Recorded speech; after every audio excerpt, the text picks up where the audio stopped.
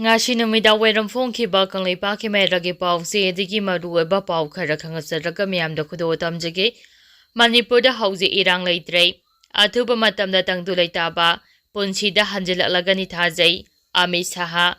Englishing aniga subna kunga homdagi me ahumdagi Manipur da thokliba sahi ani helaklaba Manipur gi Erang ase Haojik leitre athuba matamda tangdu leitaba punsida hanjilaklagani thajai haina Union Home Minister Amisana phongdokrai wafam asi ngarang Kerala gi Kochi da pangthokpa Manorama News Comeback lising aniga subna kunga mangada Union Home Minister Amisana phongdokhibane India gi puari da lising aniga subna taraga marida Narendra Modi ne lusingba NDA gi lengak lakpadage India da anawa politics ke laung ama lakrai lonina Prime Minister Narendra Modi gi lusing makada leba asida masak thopata vaksing paikha pangamkhibani haina su phongdokhe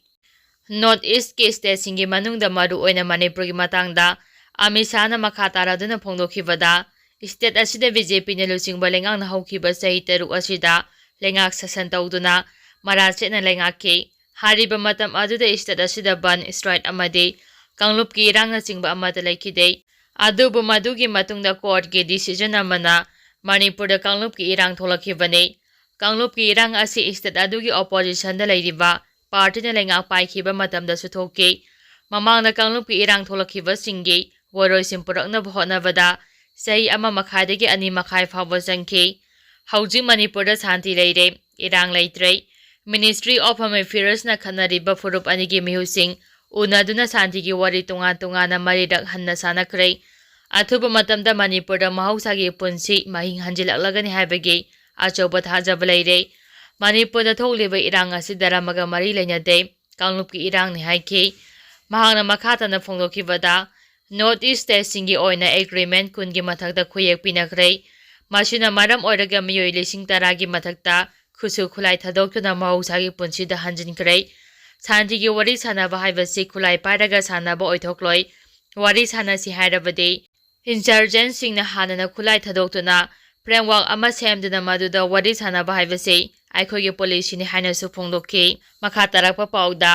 NSCN-IM gi General Secretary TH Muivah October gi ahum suba sayolda mahagi poknapham Manipur gi Urkhul district ki somdalda chatnaba thorang tawkhrei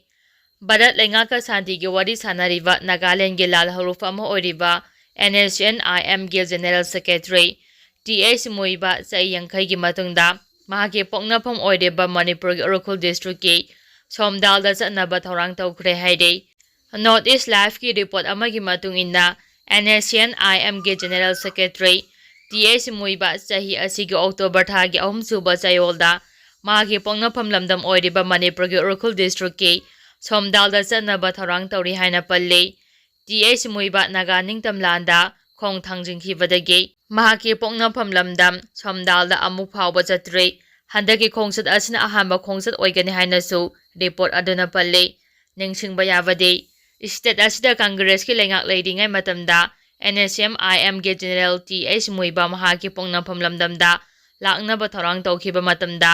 matamdagi Manipur gi Chief Minister Okram Ibopina lusingba lengakna Bharat lengaka sanariba naga santi gi warida Manipur konsindei ani yadaba lalhof amagi lusingba TH Muivah Manipur da changlakpa yaroi haina maugeta masing yamlaba security force na ngaksenduna TH Muivah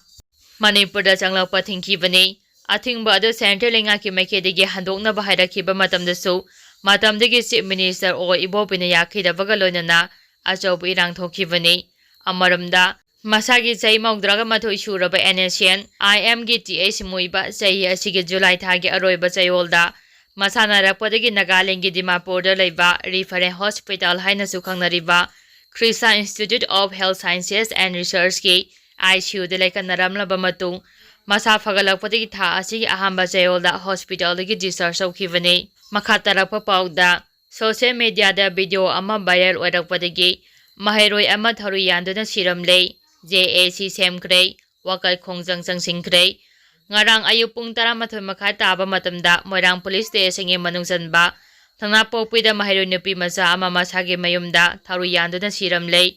Misi adugi mayokta JAC ama semkhibaga loinana misi aduda chenariba miyoi tha asigi kunga manga fawbagi manungda ꯐꯥꯗꯨꯅ ꯃꯇꯤꯛ ꯆꯥꯕ ꯆꯩꯔꯥꯛ ꯄꯤꯒꯗꯕꯅꯤ ꯍꯥꯏꯅ Dhabi ꯇꯧꯈ꯭ꯔꯦ꯫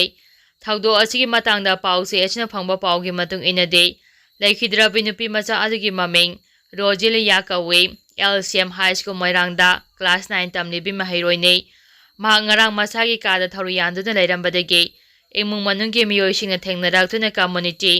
Health centre ꯃꯣꯏꯔꯥꯡꯗ ꯂꯩꯀꯠꯅꯅꯕ ꯄꯨꯈꯠꯂꯛꯄꯗ ꯗꯣꯛꯇꯔꯅ ꯁꯤꯔꯒ ꯄꯨꯔꯛꯂꯦ ꯍꯥꯏꯅ ꯈꯪꯍꯜꯂꯛꯈꯤꯕꯅꯤ꯫ ꯑꯁꯤꯕ ꯍꯛꯆꯥꯡ ꯃꯤꯔꯜ ꯁꯪꯗ ꯊꯝꯂꯤ꯫ ꯊꯧꯗꯣꯛ ꯑꯗꯨꯒ ꯃꯔꯤ ꯂꯩꯅꯅ ꯃꯣꯏꯔꯥꯡ ꯄꯨꯂꯤꯁꯅ ꯀꯦꯁ ꯑꯃ ꯂꯧꯈꯠꯄꯒ ꯂꯣꯏꯅꯅ ꯊꯤꯖꯤꯟ ꯍꯨꯝꯖꯤꯟꯕꯒꯤ ꯊꯕꯛ ꯆꯠꯊꯕ ꯍꯧꯈ꯭ꯔꯦ ꯍꯥꯏꯔꯤ꯫ ꯄꯥꯎ ꯑꯁꯤꯅ ꯃꯈꯥ ꯇꯥꯔꯤꯕꯗꯤ ꯅꯨꯄꯤ ꯃꯆꯥ ꯑꯗꯨꯒꯤ ꯚꯤꯗꯤꯑꯣ ꯑꯃ ꯁꯣꯁꯤꯌꯦꯜ ꯃꯤꯗꯤꯌꯥꯗ ꯄꯥꯛ ꯁꯟꯅ ꯁꯟꯗꯣꯔꯛꯄꯗꯒꯤ ꯅꯨꯄꯤ ꯃꯆꯥ ꯑꯗꯨ ꯃꯊꯟꯇ ꯊꯧꯔꯤ ꯌꯥꯟꯗꯨꯅ ꯁꯤꯖꯕ ꯑꯣꯏꯒꯅꯤ ꯍꯥꯏꯔꯤ꯫ ꯆꯩꯔꯛ ꯑꯁꯤꯗ ꯉꯁꯤ ꯃꯤꯁꯤ ꯑꯁꯤꯒ ꯃꯔꯤ ꯂꯩꯅꯅ JAC ꯑꯃ ꯁꯦꯝꯈꯤꯕꯒ ꯂꯣꯏꯅꯅ ꯁꯣꯁꯤꯌꯦꯜ ꯃꯤꯗꯤꯌꯥꯗ ꯚꯤꯗꯤꯑꯣ ꯊꯥꯒꯠꯂꯛꯂꯤꯕ ꯃꯤꯑꯣꯏ ꯑꯗꯨ ꯊꯥ ꯑꯁꯤꯒꯤ 25 ꯐꯥꯎꯕꯒꯤ ꯃꯅꯨꯡꯗ ꯐꯥꯗꯨꯅ ꯃꯇꯤꯛ ꯆꯥꯕ ꯆꯩꯔꯥꯛ ꯄꯤꯅꯕ ꯃꯔꯤ ꯂꯩꯅꯕꯁꯤꯡꯅ ꯗꯥꯕꯤ ꯇꯧꯈ꯭ꯔꯦ꯫ ꯀꯔꯤꯒꯨꯝꯕ ꯍꯥꯏꯔꯤꯕ ꯃꯇꯝ ꯑꯗꯨꯒꯤ ꯃꯅꯨꯡꯗ ꯊꯕꯛ ꯑꯣꯏꯅ ꯄꯥꯡꯊꯣꯛꯇ꯭ꯔꯕꯗꯤ ꯑꯀꯟꯕ ꯈꯣꯡꯖꯪ ꯆꯪꯁꯤꯟꯕ ꯍꯥꯏꯅꯁꯨ ꯋꯥꯔꯦꯞ ꯂꯧꯈ꯭ꯔꯦ ꯍꯥꯏꯔꯤ꯫ ꯑꯃꯔꯣꯝꯗ ꯉꯁꯤ ꯃꯤꯁꯤ ꯑꯗꯨꯒꯤ ꯃꯥꯌꯣꯛꯇ ꯀꯩꯐꯥ ꯀꯩꯊꯦꯜ ꯁꯅꯥꯄꯣꯛꯄꯤꯗ JACꯅ ꯁꯤꯟꯗꯨꯅ ꯃꯤꯌꯥꯝ ꯑꯃꯗꯤ ꯃꯍꯩꯔꯣꯏꯁꯤꯡꯅ ꯋꯥꯀꯠ ꯈꯣꯡꯖꯪ ꯆꯪꯁꯤꯟꯈ꯭ꯔꯦ꯫ ꯃꯈꯥ ꯇꯥꯔꯛꯄ ꯄꯥꯎꯗ ꯃꯅꯤꯄꯨꯔꯗ ꯅꯨꯃꯤꯠ ꯅꯤꯅꯤ ꯍꯨꯝꯅꯤ ꯑꯁꯤꯗ ꯑꯈꯥ ꯑꯔꯥꯎꯒ ꯂꯣꯏꯅꯅ ꯅꯣꯡ ꯆꯨꯔꯕ ꯌꯥꯏ꯫ ꯃꯅꯤꯄꯨꯔꯒꯤ ꯗꯤꯁꯇ꯭ꯔꯤꯛ ꯈꯔꯗ ꯂꯥꯛꯀꯗꯧꯔꯤꯕ ꯅꯨꯃꯤꯠ ꯅꯤꯅꯤ ꯍꯨꯝꯅꯤ ꯑꯁꯤꯗ ꯑꯈꯥ ꯑꯔꯥꯎꯒ ꯂꯣꯏꯅꯅ ꯅꯣꯡ ꯆꯨꯔꯕ ꯌꯥꯏ ꯍꯥꯏꯅ ꯏꯟꯗꯤꯌꯟ ꯃꯦꯇꯦꯑꯣꯔꯣꯂꯣꯖꯤꯀꯦꯜ ꯗꯤꯄꯥꯔꯠꯃꯦꯟꯠ ꯏꯝꯐꯥꯜ ꯁꯦꯟꯇꯔꯒꯤ ꯄꯥꯎꯅ ꯍꯥꯏꯔꯤ꯫ ꯄꯥꯎ ꯑꯁꯤꯒꯤ ꯃꯇꯨꯡ ꯏꯟꯅ ꯂꯥꯛꯂꯤꯕ ꯅꯣꯡꯃꯥꯏꯖꯤꯡ ꯅꯨꯃꯤꯠ ꯐꯥꯎꯕꯗ ꯃꯅꯤꯄꯨꯔꯒꯤ ꯇꯣꯉꯥꯟ ꯇꯣꯉꯥꯟꯕ ꯗꯤꯁꯇ꯭ꯔꯤꯛꯁꯤꯡ ꯍꯥꯏꯕꯗꯤ ꯕꯤꯁꯅꯨꯄꯨꯔ, ꯎꯔꯈꯨꯜ, ꯀꯥꯝꯖꯣꯡ, ꯁꯦꯅꯥꯄꯇꯤ, ꯖꯤꯔꯤꯕꯥꯝ, ꯇꯃꯦꯡꯂꯣꯡ ꯑꯃꯗꯤ ꯅꯣꯅꯦꯗ ꯑꯈꯥ ꯑꯔꯥꯎꯒ ꯂꯣꯏꯅꯅ ꯑꯀꯟꯕ ꯃꯑꯣꯡꯗ ꯅꯣꯡ ꯆꯨꯔꯕ ꯌꯥꯏ ꯍꯥꯏꯔꯤ꯫ ꯔꯤꯄꯣꯔꯠ ꯑꯁꯤꯅ ꯃꯈꯥ ꯇꯥꯔꯤꯕꯗꯤ ꯖꯤꯔꯤꯕꯥꯝ ꯑꯃꯁꯨꯡ ꯅꯣꯅꯦ ꯗꯤꯁꯇ꯭ꯔꯤꯛꯇ ꯂꯥꯛꯂꯤꯕ ꯅꯣꯡꯃꯥꯏꯖꯤꯡ ꯅꯨꯃꯤꯠꯇ ꯑꯈꯥ ꯑꯔꯥꯎꯒ ꯂꯣꯏꯅꯅ ꯅꯣꯡ ꯆꯨꯔꯕ ꯌꯥꯏ ꯍꯥꯏꯔꯤ꯫ ꯃꯈꯥ ꯇꯥꯔꯛꯄ ꯄꯥꯎꯗ ꯅꯥꯒꯥꯂꯦꯟꯒꯤ ꯈꯨꯡꯒꯪꯁꯤꯡꯗ ꯌꯨꯝ ꯀꯣꯇꯤ 2 ꯁꯥꯅꯕ ꯑꯌꯥꯕ ꯄꯤꯈ꯭ꯔꯦ꯫ ꯄ꯭ꯔꯙꯥꯟ ꯑꯋꯥꯁ ꯌꯣꯖꯅꯥ ꯒ꯭ꯔꯥꯃꯤꯟ ꯁ꯭ꯀꯤꯝ ꯒꯚꯔꯟꯃꯦꯟꯠꯒꯤ ꯃꯈꯥꯗ ꯁꯦꯝꯕ ꯆꯍꯤ 2014-15ꯒꯤ ꯑꯣꯏꯅ ꯚꯥꯔꯠ ꯁꯔꯀꯥꯔꯅ ꯅꯥꯒꯥꯂꯦꯟꯗꯒꯤꯗꯃꯛ ꯂꯨꯄꯥ ꯀꯣꯇꯤ 85 ꯄꯤꯈ꯭ꯔꯦ꯫ ꯁ꯭ꯀꯤꯝ ꯑꯁꯤꯒꯤ ꯃꯈꯥꯗ ꯅꯥꯒꯥꯂꯦꯟꯗ ꯌꯨꯝ 65,930 ꯁꯥꯅꯕ ꯄꯥꯟꯗꯝ ꯊꯝꯂꯤ ꯍꯥꯏꯔꯤ꯫ ꯃꯁꯤꯒꯤ ꯃꯅꯨꯡꯗ ꯌꯨꯝ 69,300 ꯍꯦꯟꯅ ꯁꯥꯅꯕꯒꯤ ꯑꯌꯥꯕ ꯄꯤꯔꯦ꯫ ꯌꯨꯝ 63,600 ꯍꯦꯟꯅ ꯁꯥꯕ ꯂꯣꯏꯔꯦ ꯍꯥꯏꯔꯤ꯫ ꯅꯥꯒꯥꯂꯦꯟꯒꯤ ꯈꯨꯡꯒꯪꯁꯤꯡꯗ ꯑꯍꯦꯟꯕ ꯌꯨꯝ ꯀꯣꯇꯤ 2 ꯁꯥꯅꯕ ꯄ꯭ꯔꯙꯥꯟ ꯃꯟꯇ꯭ꯔꯤ ꯑꯋꯥꯁ ꯌꯣꯖꯅꯥ ꯒ꯭ꯔꯥꯃꯤꯟ ꯁ꯭ꯀꯤꯝ ꯑꯁꯤ 2015ꯗꯒꯤ 2017 ꯐꯥꯎꯕ ꯁꯥꯡꯗꯣꯛꯄꯗ ꯀꯦꯟꯗ꯭ꯔꯒꯤ ꯃꯟꯇ꯭ꯔꯤ ꯃꯟꯗꯜꯅ ꯑꯌꯥꯕ ꯄꯤꯈ꯭ꯔꯦ꯫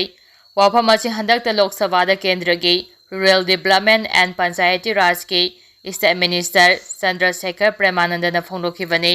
ꯃꯈꯥ ꯇꯥꯔꯛꯄ ꯄꯥꯎꯗ ꯀꯅꯥꯅ ꯏꯟꯗꯤꯌꯥꯒꯤ ꯚꯥꯏꯁ ꯄ꯭ꯔꯦꯁꯤꯗꯦꯟꯠ ꯑꯣꯏꯒꯗꯧꯔꯤ? NDAꯒꯤ ꯔꯥꯙꯥꯀꯤꯁꯟ, ꯏꯟꯗꯤꯌꯥ ꯕ꯭ꯂꯣꯛꯀꯤ ꯁꯨꯗꯔꯁꯟ ꯔꯦꯗ꯭ꯗꯤ ꯌꯩꯈꯥꯏꯅꯗꯧꯔꯤ꯫ ꯁꯦꯞꯇꯦꯝꯕꯔ 4ꯗ ꯄꯥꯡꯊꯣꯛꯀꯗꯧꯔꯤꯕ ꯏꯟꯗꯤꯌꯥꯒꯤ ꯑꯅꯧꯕ ꯚꯥꯏꯁ ꯄ꯭ꯔꯦꯁꯤꯗꯦꯟꯠ ꯈꯟꯕꯒꯤ ꯃꯤꯈꯜꯗ NDAꯒꯤ ꯃꯤꯔꯦꯞ CP ꯔꯥꯙꯥꯀꯤꯁꯟ ꯑꯃꯁꯨꯡ ꯏꯟꯗꯤꯌꯥ ꯕ꯭ꯂꯣꯛꯀꯤ ꯃꯤꯔꯦꯞ B ꯁꯨꯗꯔꯁꯟ ꯔꯦꯗ꯭ꯗꯤ ꯑꯀꯟꯕ ꯃꯑꯣꯡꯗ ꯂꯝꯕꯥ ꯇꯧꯅꯒꯗꯧꯔꯤ꯫